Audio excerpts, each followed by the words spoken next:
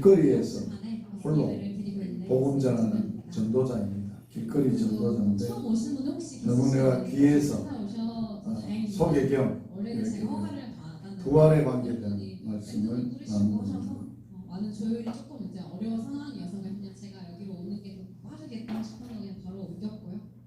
오늘도 상황과 상관없이 우리 각자의 예배를 좀 돌려드리길 소망합니다. 우리를 위해 죽음을 이기시고 부활하신 주님, 오늘 예배를 준비하면서 사실 너무 벅차더라고요.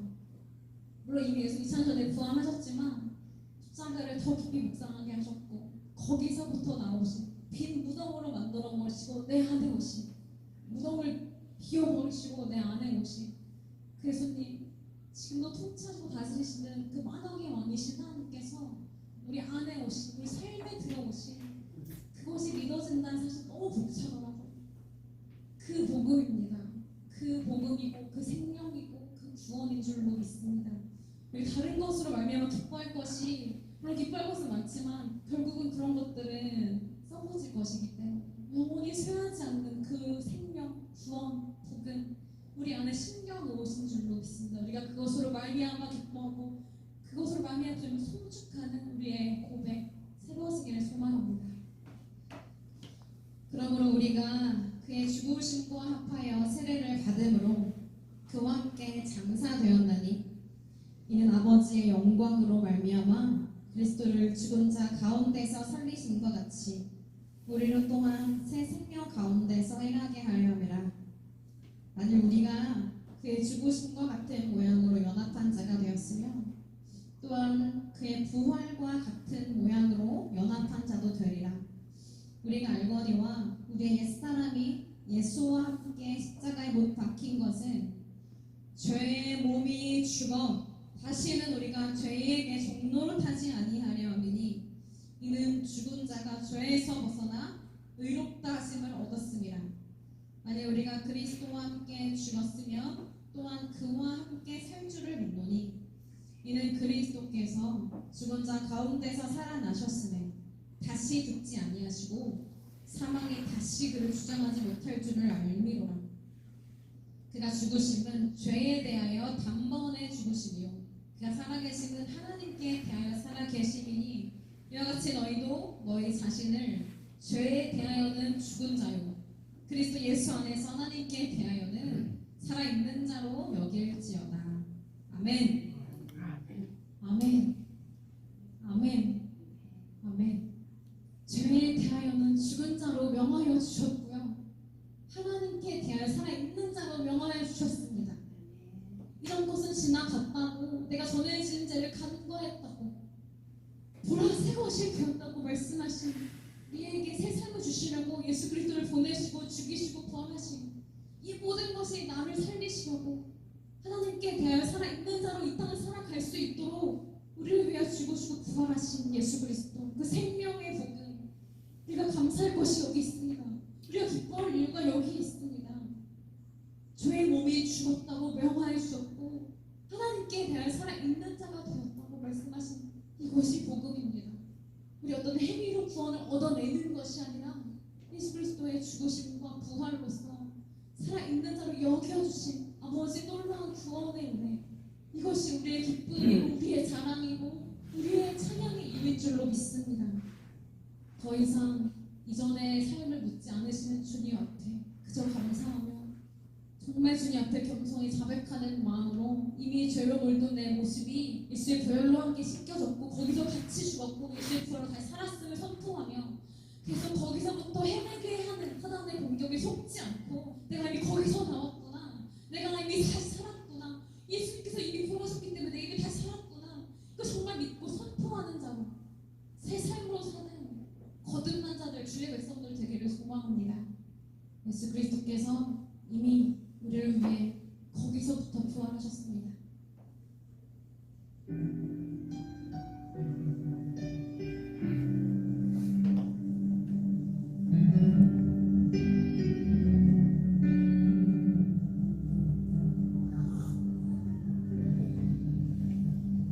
주 안에서 내 영혼 다시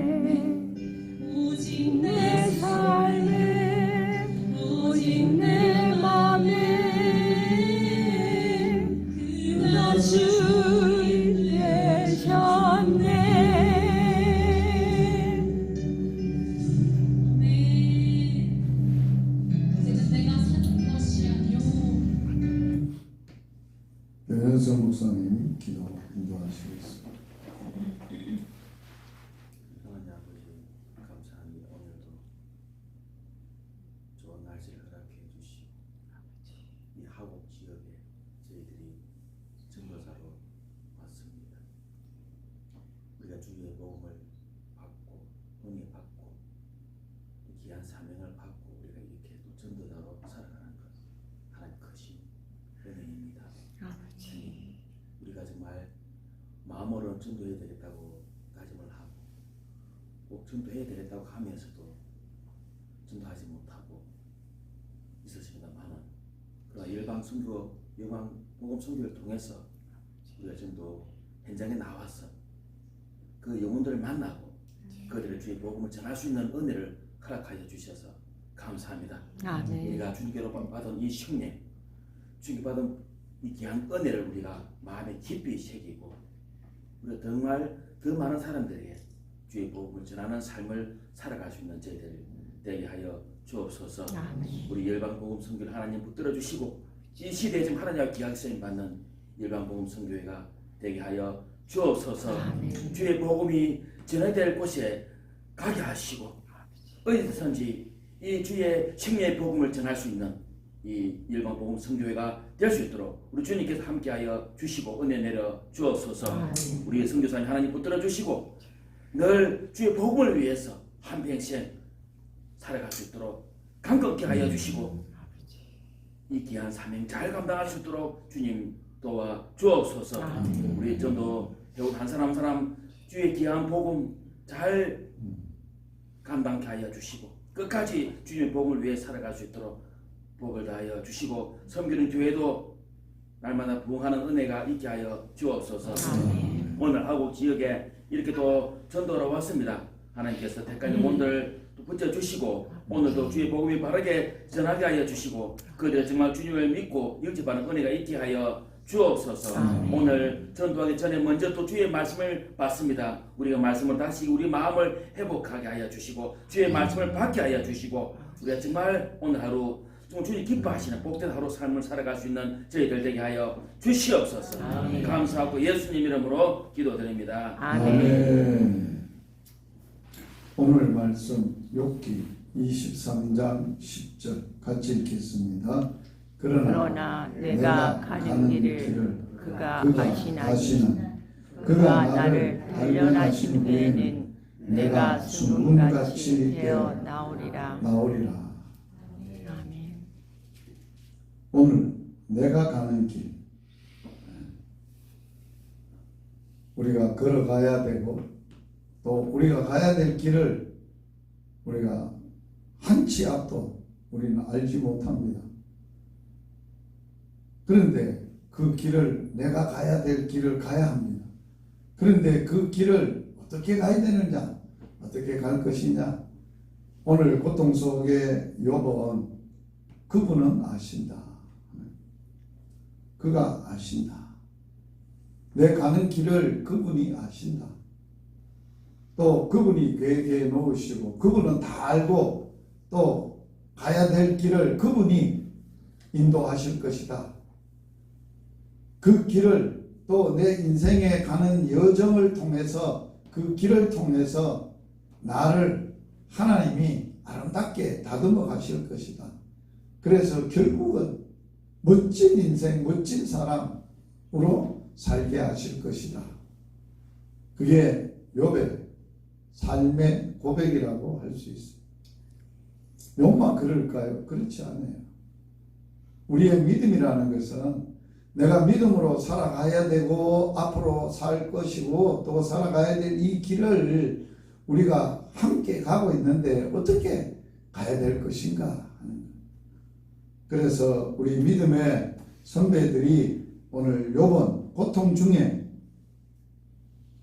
아주 극심한 한 번도 누구도 겪어보지 못했던 고난 중에 인생을 터득하고 깨달았던 게 자기 가는 길을 안 거예요. 자기 가는 길이 주님이 아신다는 걸 안 거예요. 그리고 주님이 인도하시고 그 주님이 나를 아름답게 빚으실 거고 그래서 결국은 가장 아름다운 인생을 만들 것을 그분은 아셨다는 거예요. 많은 믿음의 사람들은 다 그래요. 다윗도 시편 23편에서 여호와가 나의 목자시다. 그가 나를 푸른 초장에 누이시고 쉴만한 물가로 인도하신다. 이 다윗의 고백은 다윗은 양이라는 거예요. 주님의 돌보시는 양이라는 거예요. 양은 가야 될 길을 앞에 5m, 10m 앞도 못 봐요. 양이. 뭐가 있는지도 몰라요. 그런데 목자만 있으면 그 양의 길을 인도하신다는 거예요. 인도하시는데 어디에 양이 먹어야 될 푸른 초장이 있는지를 주님은 다 아시고 목자는 안다는 거예요. 양은 몰라요. 그런데 양을 그리로 인도한다는 거예요. 양만 풀만 먹고 사느냐? 아니에요. 쉬어야 되고 물도 마셔야 돼요.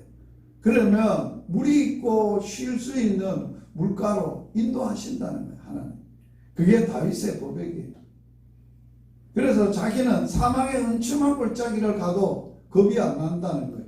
그와 함께 하시고 그분이 함께 하셔서 그 음침한 골짜기도 함께 하셔서 나를 인도하실 거니까 그렇게 고백했고, 욥도 오늘 23장에서 똑같은 인생의 길, 믿음의 길, 거기에 대한 고백을 하고 있습니다. 오늘 우리는 이러한 욥의 고백을 통해서 또 믿음의 사람들의 그 인생의 여정에 우리에게 흘러보내는, 하나님이 그들을 통해서 흘러보내는 주의 음성을 듣고 멋진 믿음의 길을 가야 됩니다. 보통 중에 욥이 걸어간 길, 그 자취에서 들려주는 첫 번째 음성이 뭔가 하는 거예요. 욥은 하나님이 아시기 때문에 그 하나님만을 고통 중에도 현실이 아무리 어려웠어도 그분을 갈망했다는 거예요. 사모하고 갈망했다는 거예요. 왜? 그분이 내 인생을 아시니까. 친구들은 잘 몰라. 아내도 몰라. 그 누구도 자기의 인생에 대해서 확실하게 알고 대안을 세워줄 사람은 없어. 그런데 하나님은 아신다. 그가 아신다. 그 하나님이 아신다. 그래서 그분을 갈망하는 삶을 사는 거예요. 욥기 23장 3절에서 5절, 8절에서 9절에 보면 욥이 이런 고백을 합니다. 내가 어찌하면 하나님을 발견하고 그의 처소에 나가랴. 어찌하면 하나님 앞에서 내가 호소하며 변론할 말을 내 입에 채우고 내게 대답하시는 말씀을 내가 알며 내게 이르시는 것을 내가 깨달으리라. 그런데 내가 앞으로 가도 그가 아니 계시고 뒤로 가도 보이지 아니하며 그가 왼쪽에서 일하시나 내가 만날 수 없고 그가 오른쪽으로 돌이키시나 내가 볼 수가 없구나. 그분이 알기는 알겠는데 그분을 찾으려고 갈망하려고 몸부림치고 있다는 거예요. 몸부림치고 갈망하고 사모하고 몸부림. 이래도 안 보이고 저래도 안 보이고 이래도 음성을 못 듣고 이렇게 내가 하나님 앞에 토설할 말을 가지고 갈망하면서 그분 앞에서 몸부림치는 욥의 모습. 이게 갈망이에요. 욥의 갈망. 하나님에 대한 갈망. 찾고자 하고 발견하고자 하고 구하고 그분을 더 깊이 알고 만나고자 하는 그러한 갈망의 말씀입니다. 다윗은 시편에서 하나님에 대한 자기의 영혼과 자기 마음의 갈망을 이렇게 표현합니다. 하나님이여 사슴이 신의 문을 찾기에 갈급함 같이 내 영혼이 자신의 영혼이 주를 찾기에 갈급합니다. 다윗은 자기가 처한 현실에 집착하지 않았어요. 뭘 집착하고 있어요? 하나님을 찾고 하나님을 구하고 그분을 알기에 그분을 찾기에 갈급한 이러한 심령을 호소하고 있어요. 요한복음 14장 14절에 예수님을 메시아를 갈망했던 그에게 그렇게 말합니다. 내가 주는 물을 마시는 자는 영원히 목마르지 아니하리니 내가 주는 물은 그 속에서 영생하도록 솟아나는 샘물이 되리라. 남편이 5이나 있어도 그 남편이 지 남편이 아니고 참 갈망 목말른 그러한 여인에게 내가 주는 물이 영원히 예수님 여인이 우물에 물을 기르러 왔다가 당신이 야곱보다 큽니까? 당신이 내게 물을 줄 수 있습니까? 어디서 물을 줄 수 있습니까? 그럴 때 내가 물이다. 그런 그 여인에게 갈급한 말씀을 하고 있습니다. 그래서 우리의 행복이 팔복을 얘기할 때 주님은 의에 줄이고 목마른 자가 행복하다. 배가 부를 것이다. 아무리 세상의 명예나 권세나 세상의 쾌락에 그런 것에 목말라서 채워져도 만족이 없어요. 그런데 의에 줄이고 목마르다. 여기 의는 뭔가 하나님 자신이에요. 하나님의 의예요. 우리의 의가 아닌 하나님의 의에 줄이고 목마르다. 먹든지 마시든지 뭘 하든지 그분의 나라와 그분의 의를 구하는 그게 우선이에요. 의를 구하는. 시편 131편 2절에 실로 내가 내 영혼으로 고요하고 평온하게 하기를 젖된 아이가 그 어머니의 품에 있음 같이 하였나이다. 내 영혼이 젖된 아이와 같도다. 젖을 아이는 엄마 품에서 뭘 그리워할까요? 젖은 뗐어요. 엄마를 그리워하는 거예요. 어머니를 사모하고 그리워하는 거예요. 젖을 안 뗀 젖먹이는 엄마를 그리워하지 않아요. 뭐를 그리워하느냐? 자기의 욕구를 채운 젖을 그리워하고 목말라하고 먹고 나면은 엄마가 어떻게 됐든지 상황이 어떤지 몰라요. 자기가 욕구만 채우고 나면은 새끈새끈하고 자는 거예요.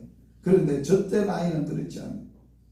내 영혼이 젖된 아이와 같아. 그 어머니의 품 안에 있을 때 젖을 뗐는데도 어디에 있을 때 가장 안전하고 행복하고 안정감을 느끼고 행복감을 느끼느냐? 엄마 품 안에. 엄마 품 안에. 이게 다윗이 그러한 영혼에 대한 갈망. 우리의 영적 갈망이 이런 갈망이 있어요. 이런 갈망 속에 우리가 주님 앞에 목마르고 의에 목마르고 그분을 목말라하고 찾으려고 몸부림치고 어찌하든지 그분으로 인하여 몸부림치는 다윗이나 욥의 모습이 그러하다는 거예요. 두 번째로 욥은 그 고통 중에 자기를 알고 자기 갈 길을 아는 그분을 아셨어요. 나의 갈 길을 내가 갈 길을 그가 아신다. 아시는데 구체적으로 그분을 찾고자 갈망한 다음에 그는 어떻게 했느냐? 음성을 듣는 거예요. 말씀을 받는 거예요. 그 말씀을 붙들고 그 길을 가는 거예요. 이게 우리가 가야 될 길이에요. 욥이 그랬어요. 오늘 같이 한번 욥기 23장 11절 12절 같이 한번 읽어봅니다. 내 발이 그의 걸음을 바로 따랐으며 내가 그의 길을 지켜 치우치지 아니하였고 내가 그의 입술의 명령을 어기지 아니하고 정한 음식보다 그 입의 말씀을 고난 중에 모든 것을 다 잃어버리고 친구들도 도움도 안 되고 오히려 마음에 부담이 되고 고통만 주고 아내는 오히려 하나님을 대적하고 저주하라 배신하고 떠나고 자녀들은 다 잃어버렸고 재산도 다 잃어버리고 몸에는 악창이 났고 그럼에도 불구하고 욥은 그 상황 속에서도 내 발이 그의 걸음을 바로 따랐다. 그분의 가는 길을 그분의 걸음 그분이 걸어가는 것을 보고 똑바로 그분이 가는 대로 똑바로 걸음을 따랐고 그 길을 지켰다.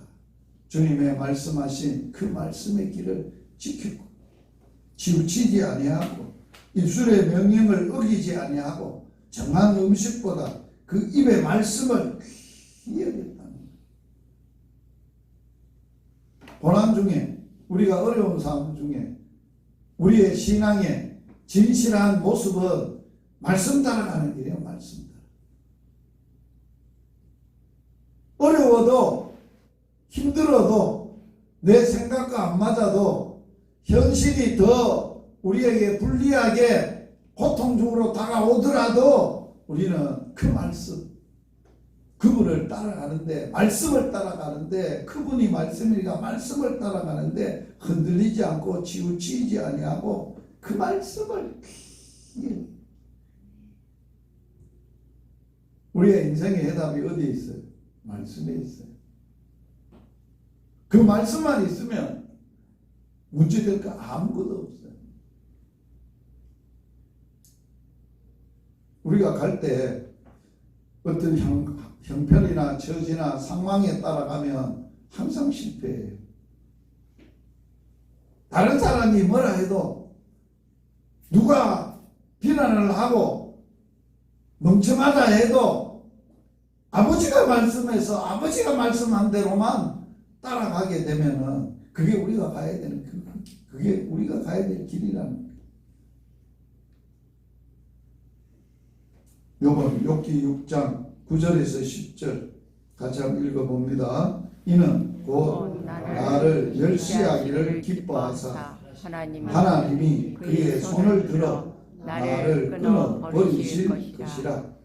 알지라도 내가 오히려 위로를 받고 그칠 줄 모르는 고통 가운데서도 기뻐할 것은 내가 거룩하신 이의 말씀을 거역하지 아니하였습니다.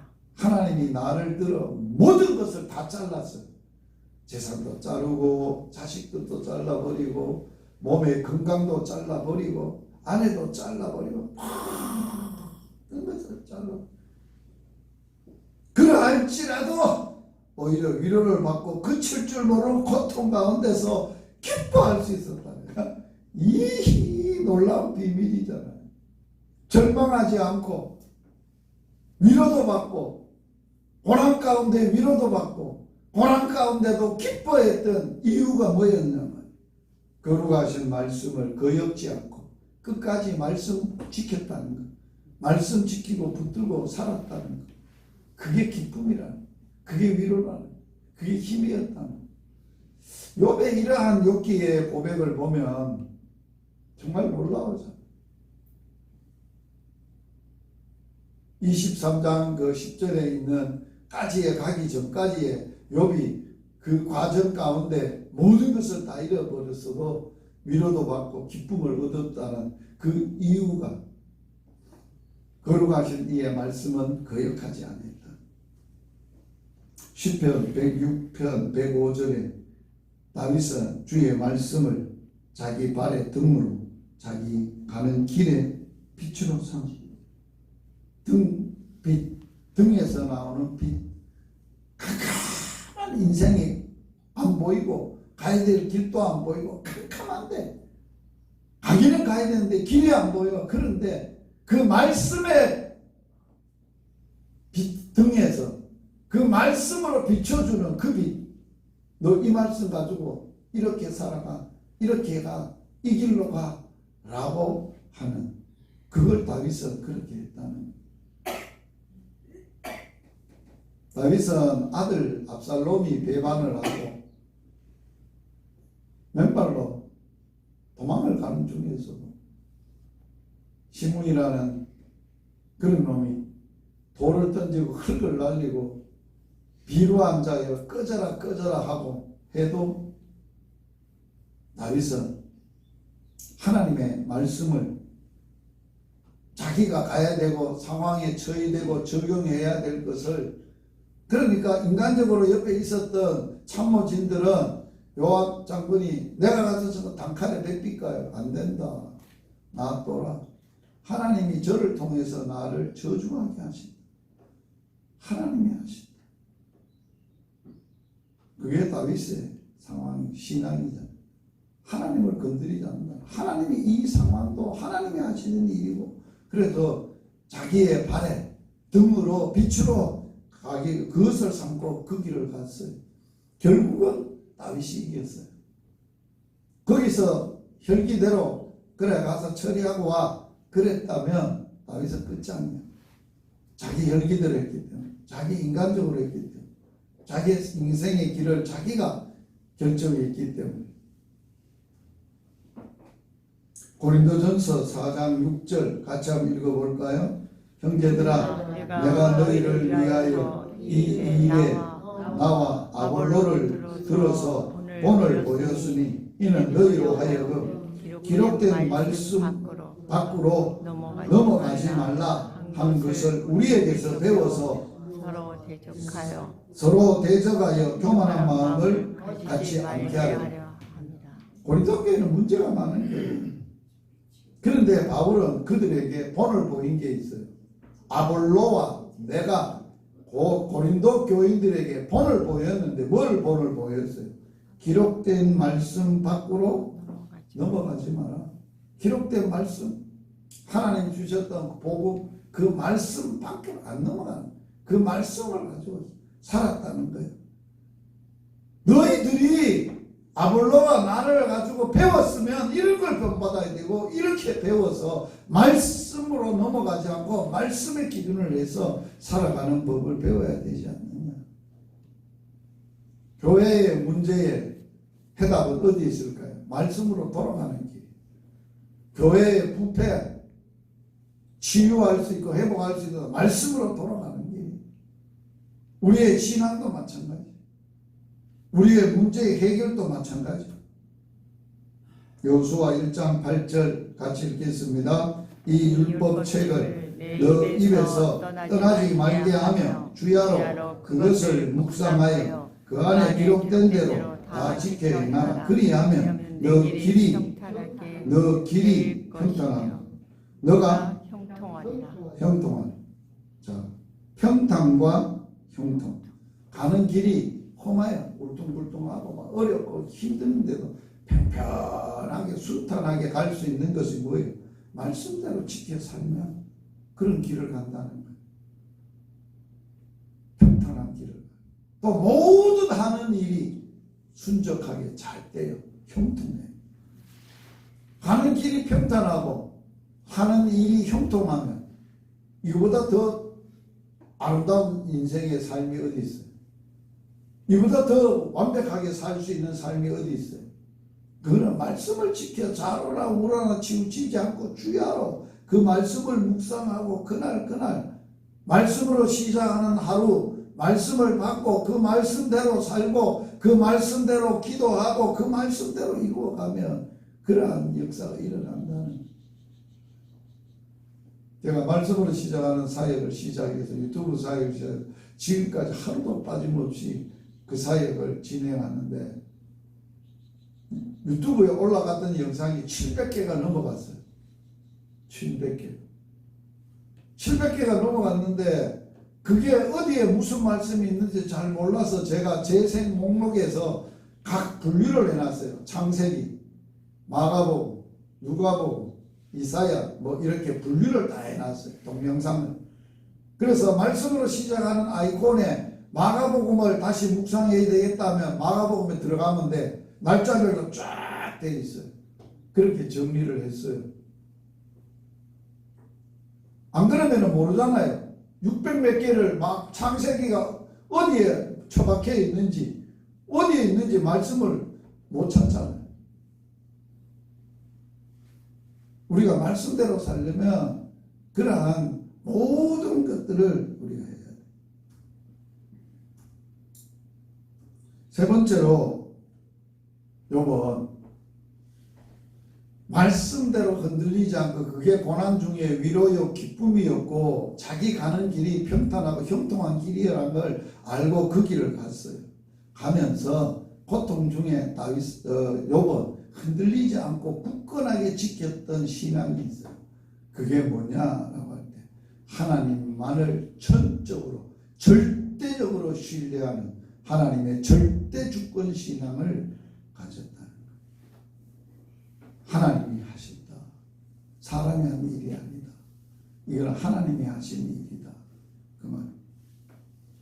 욥기 23장 내가 가는 길을 그가 아시는데 그가 아신다. 하나님이 하신다. 하나님이 하신 일이다. 자, 자식을 잃었어도 운이 나쁘고 운수가 나쁘고 태풍이 와가지고 바람이 불어가지고 침이 너무 무너져가지고 죽은 게 아니에요. 재수 없어서 내 인생에 그런 일이 일어난 게 아니에요. 하나님이 하죠. 주신 자도 하나님, 가져가신 자도 하나님, 자식 준 것도 하나님이 줬고 가져가신 것도 하나님이 가져갔다. 이게 얼마나만큼 엄청난 다윗의 욥의 신앙 고백 아니에요. 23장 13절 14절 그는 뜻이 일정하시니 누가 능히 돌이키랴. 그의 마음에 하고자 하는 것이면 그것을 행하시나니 그런즉 내게 작정한 것을 이루실 거리라. 자, 욥은 자기의 인생을 작정하신 분이 누구라는 거예요? 하나님이라는 거예요. 여러분 그런 것을 확신하고 있어요? 자, 생각해 보세요. 여러분들을 구원하는데 어느 날 갑자기 하나님이 구원하셨어요? 아니에요. 내가 태어나기도 전에, 창세 전에, 이 세상을 만들기도 전에 이미 하나님은 계획이 있었어요. 내 인생에 계획을 다 세웠어요. 구원의 계획도 세울 뿐만 아니라 구원받은 하나님의 자녀로, 멋진 자녀로 살도록 아버지가 계획을 주 안에서, 예수 안에서 이미 다 디자인하시고 작정하셨다는 작정. 미리 정하셨다는 작정. 그 작정하신 대로 아버지가 완벽하게 이끌어간다는 거예요. 그런데 우리는 그걸 아냐고, 그걸 중심으로 하고 사느냐고. 안 그래요. 구원받았어도요, 하나님의 자녀라 해도요, 하나님이 내 인생을 향하여 계획해 놓으신과 작정하신과 역사하시고 다 아시고 하나님이 이끌어 가시고 하나님이 인도하시고 하나님이 먹이시고 입히시고 내 인생의 필요를 다 공급하시는 분이심을 우리는 살아가면서 배워가면서 이것을 알아가는 거예요. 하나하나 배워가고 알아가는 거예요. 그래서 어쩌면 우리가 하나님의 100% 은혜로, 전적인 은혜로 구원을 받았다면 하나님의 전적인 은혜로 하나님의 자녀로 사는 거예요. 은혜로만 사는 거예요. 은혜가 아니면 살 수 없는 거예요. 하나님이 다 은혜 가운데 작정하신 대로 끌고 가지 않으면 안 된다는 거예요. 제가 누누이 여러분들에게 간증하잖아요. 제 인생을 예수 만나고도 제 인생에 두 모습의 인생이 있었더라고. 하나는 내가 주님 안에서 주님 믿고 의지하고 내 꿈과 내 열정과 내 힘과 내가 바라고 원하는 것을 성취하기 위하여 목숨 내놓고 금식하면서 먹지도 않고 열정을 가지고 앞도 뒤도 안 돌아보고 거침없이 살아왔던 내 인생이 있어. 그런데 그 인생을 돌아보면 아름다운 자치가 아니라 내 욕망을 이루고 내 뜻을 이루기 위해서 수많은 영혼들을 죽였어. 수많은 영혼들에게 상처를 줬어. 수많은 사람들에게 비난을 받았어. 그게 아름다운 인생이라고 할 수 있어요? 없다는 거예요. 그런데 내가 아닌 그분이 계획하셨고 말씀하셨고 참 그래서 그 말씀대로 변함없이 그 말씀대로 이루어가게 하시고 요셉에게 꿈을 주시고 요셉에게 준 꿈을 요셉에게 주셨던 그 말씀을 다 응하기까지 그 약속의 말씀이 다 이루어질 때까지 그 말씀이 그를 단련하셔서 그 말씀이 그를 단련하셔서 그 인생을 아름답게 만드셨다는 거예요. 시인의 고백이에요. 시편 5편에 있어요. 시편 5편. 우리의 인생도 마찬가지예요. 하나님이 우리의 다 디자인하시고 작전 계획하셨어요. 그래서 그 계획대로 우리를 인도하시고 이끌어 가시는 거예요. 내일 뭘 해야지? 오늘 전도를 어디서 해야지? 사역을 어떻게 해야지? 걱정할 게 있어 없어요? 누가 계획하셔서 누가 시킨 일이에요? 아버지가 계획하시고 아버지가 시킨 일이에요. 그럼 아버지가 알아서 하시겠지. 안 그래도 오늘 전도하는 일도 복음학교를 이제 지난주부터 이어서 했는데 전도하는 교회 그 지역을 두 지역을 알려주시더라고. 그런데 중간에 전화가 와서 목사님 내가 다 돌아보니까 전도할 수 있는 곳이 딱 한 군데밖에 없을게요. 그러고 오늘 한 군데만 해야 되겠습니다. 그럼 뭐 하나님 알아서 하시겠지. 하나님도 한 군데 하라 그러면 한 군데만 하면 되겠지. 그러니까 또 오늘 오니까 또 한 군데 더 해놨대. 그러면 이건 누가 하는 일이요? 내가 계획한 일이요. 하나님 하는 대로 하는 거예요. 먹고 마시고 살고 일하고 살아가는 모든 것이 하나님이 다 알아서 하신다. 하나님이 주면 먹으면 돼요. 안 주면 안 먹어도 돼요. 아버지가 안 주니까 안 먹는 거지. 아버지 주소 그러면 될 거 아니에요. 그래서 일용할 양식을 구하라는 거예요. 하나님 싸놓고 있는데도 구하는 게 아니에요. 당장에 없으면 그분에게 구하면 돼요. 먹고 주시겠지. 만나를 주시든지 뭐를 주시든지 다 주시겠지. 욥기 1장 21절 같이 읽습니다. 이르되 내가 모태에서 알몸으로 나왔사온즉 또한 알몸이 그리로 돌아가올지라. 주시니도 여호와시오 거두시는 이도 여호와시니 그의 이름이 찬송을 받으실지니이다. 빈손으로 왔다 빈손으로 가는 거, 그게 인생이라는 거잖아요. 욥이 다 알았잖아요. 알몸으로. 여러분 올 때 돈 가지고 나왔어요? 권세 가지고 나왔어요? 먹을 양식 가지고 나왔어요? 기저귀 갖고 나왔어요? 아니, 똑같아. 모든 인생은 알몸으로 나와. 갈 때 뭘 가져갈 거예요? 다 알몸으로 가요. 그게 인생인데. 그러면서 뭘 그렇게 허덕이고 사느냐.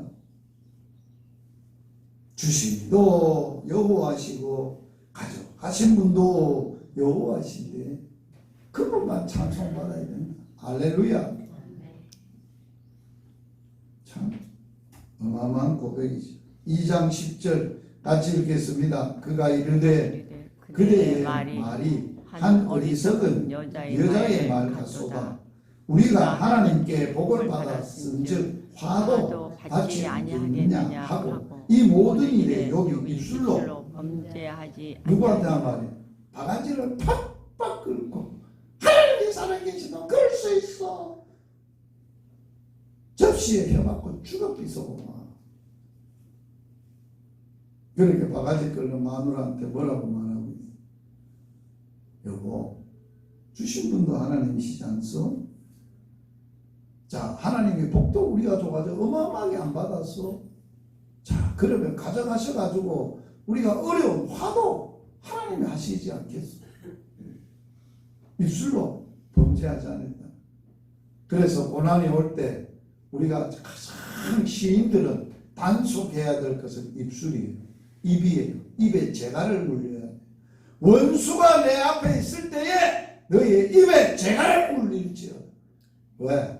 원수가 있으면 보복하려고 한 소리 안 나고 입이 군실군실하고 혈기가 올라오거든. 그러면 범죄하는 거야. 그때 돌팍 물하는 거야. 말하지 마. 그 말이야.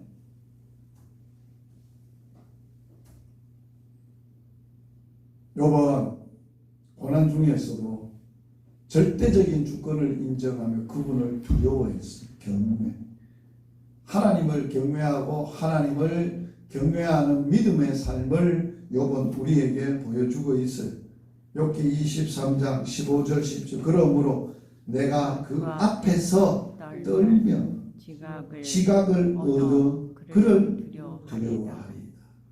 여기 뭐가 나와요? 포람되어 그 앞에서 포람되어 하나님 앞에서 하나님 하나님 앞에서라는 것을 우리가 잊어버리니까 하나님을 경외함이 사라지는 거 아니에요.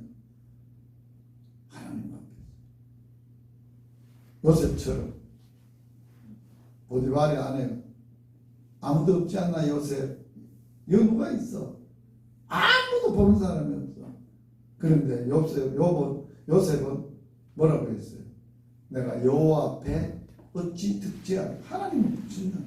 그 앞에서 그게 두려워하고 경외하는 신앙이라는 거예요. 하나님이 나의 마음을 약하게 하시며 전능자가 나를 두렵게 하셨나니 이는 내가 두려워하는 것이 어둠 때문이나 흑암이 내 얼굴을 가렸기 때문이 아니로다. 아니라는 거예요. 자, 시편 25편 14절 중요한 고백입니다. 여호와의 친밀하심이 그를 경외하는 자에게 있으며 그 언약을 그들에게 보이시리로다. 아주 중요한 말씀입니다. 자, 여호와의 친밀하심. 하나님과 인격적으로 아주 친밀합니다. 누구한테 가장 친밀하게 지낼까? 친밀하게 대하고 관계하고 그렇게 친밀하게 하실까? 경외하는 자예요. 그를 경외하는 자예요. 그러면서 하나님은 그 경외하는 자에게 뭐를 보인다고요? 언약을 보인다. 말씀을, 하나님의 하실 약속과 말씀과 언약을 그들에게 보여준다. 그게 가장 중요한 거예요. 우리의 신앙에 가장 중요한 그분과 친밀함이에요. 친밀함. 그리고 그분을 두려워하는 거예요. 경외하는 거예요. 그러면 그분이 우리에게 다 보이십니다. 우리를 통해서 하실 일, 우리를 통해서 내일 어떻게 될까, 뭐가 어떻게 될까, 어떤 일이 있을까 다 보여주시고 알게 하시는 여호와의 경외하기를 깨달으면, 하나님을 두려워하고 경외하기를 깨달으면 어떻게 된다고요? 하나님을 알아가는 게 어떻게 알아가느냐? 경외함을 깨달아야 하나님을 인격적으로 더 깊이 알아가. 이게 잠언의 요절의 핵심이에요. 하나님을 경외함이 잠언의 핵심인데 그 경외함을 통해서 그분을 아는 거예요. 그분을 알아가는 거예요. 그래서 잠언서 뒤에 보면 겸손과 여호와를 경외함의 보상은 대가. 겸손하게 하나님을 경외하는 자에게 주시는 보상이 있어. 첫째 뭐요? 두 번째, 세 번째, 하나님을 경외하는 자에게 대가로, 보상으로 이를 줍니다. 자, 말라기 같이 읽어보겠습니다. 그때 여호와를 경외하는 자들이 피차에 말하며 여호와께서 그것을 분명히 들으시고 여호와를 경외하는 자와 그 이름을 존중히 여기는 자를 위하여 여호와 앞에 있는 기념책에 기록하셨느니라. 만군의 여호와가 이르노라. 나는 내가 정한 날에 그들을 나의 특별한 소유로 삼으실 것이요 또 사람이 자기를 섬기는 이들을 아낌같이 내가 그들을 아끼리라. 소유로 삼고 아주 귀하게 아끼는 거, 평생 동안 하나님 앞에서 기념하고 그것의 책에다가 이름을 기록하고 잊어버리지 않고 기록하고 잊어버리지 않고 아끼고 귀히 여기고 사랑하는 것은 누구냐? 경외하는 자. 하나님을 존중히 하나님의 이름을 존귀하고 중하게 여기는 자에게 주시는 구약의 마지막 결론의 메시지. 말라기는 구약 전체를 요약한 메시지. 결론입니다. 사랑하는 전도자 형제 자매 여러분, 오늘도 우리가 목말라 해야 될 게 하나님에 대한 목마름, 의에 대한 목마름, 말씀에 대한 목마름, 우리의 영적 그러한 주님에 대한 갈망. 오직 주님 말씀, 어떤 고통 중에 있어도 어떤 상황 속에서도 말씀을 붙들고 끝까지 지켜. 필라델피아 교회들에게 네가 작은 능력으로 인내의 말씀을 지켰으니까 내가 너를 지켜 환난의 때를 명쾌하네. 끝까지 붙들고 지킨 하나님 책임지시는 하나님 앞에 늘 내 주권이 아닌, 내가 주인이 아닌, 내 결정이 아닌 그분의 절대적인 주권, 그 주권을, 주님의 주권을 어떤 상황 속에서도 인정하고 하나님을 두려워하고 기슬려미고 경외하는 그러한 자에게 하나님은 기억이시고 아끼시고 잊어버리지 않도록 생명책에 기록도 해 놓으시고 항상 그들에게 내 언약을 보이시고 하나님의 계시, 하나님의 말씀, 하나님의 하실 일 모든 것을 보이시고 이루어 가실 줄 믿습니다. 아멘. 내 가는 길 어떻게 될까요? 어떻게 가야 될까요? 내 앞길에 어떤 일이 있을까요? 불안해합니까? 두려워할 이유가 없습니다.